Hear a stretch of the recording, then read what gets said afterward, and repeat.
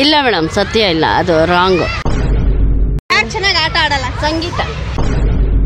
Kannada big boss ನೋಡ್ತೀರಾ ಅಲ್ವಾ? ಹೌದು, ನೋಡ್ತಾ ಇರ್ತೀವಿ. ನಿಮ್ಮ ಫೇವರೇಟ್ ಆಟಗಾರ ಯಾರು ಮ್ಯಾಮ್? ವಿನಯ್. ಯಾಕೆ ವಿನಯ್?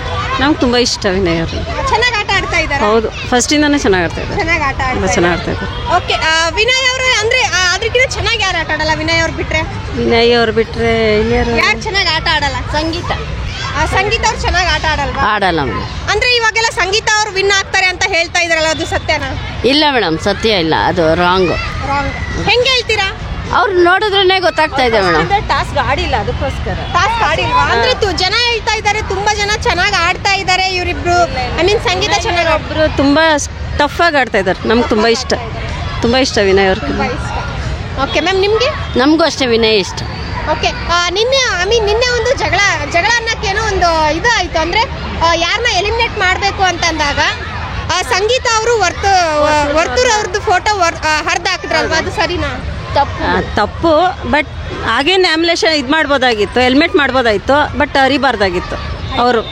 ಅಂದ್ರೆ ಎಲ್ಲರದು ಅರ್ಧ ಹಾಕಿದ್ರು. ಅವರಿಬ್ರು ಅಕ್ಕ ತಮ್ಮ ಅಂತ ಫೇಮಸ್ ಆಗಿದ್ರು ಹೊರಗಡೆ ಎಲ್ಲ.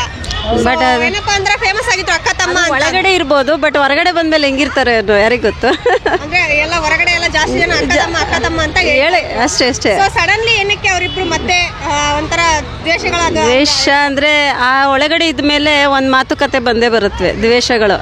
ಬಟ್ ಆಟ ಅಂದಮೇಲೆ ಬಂದೇ ಬರುತ್ತೆ ಟಾಸ್ಕಲ್ಲಿ.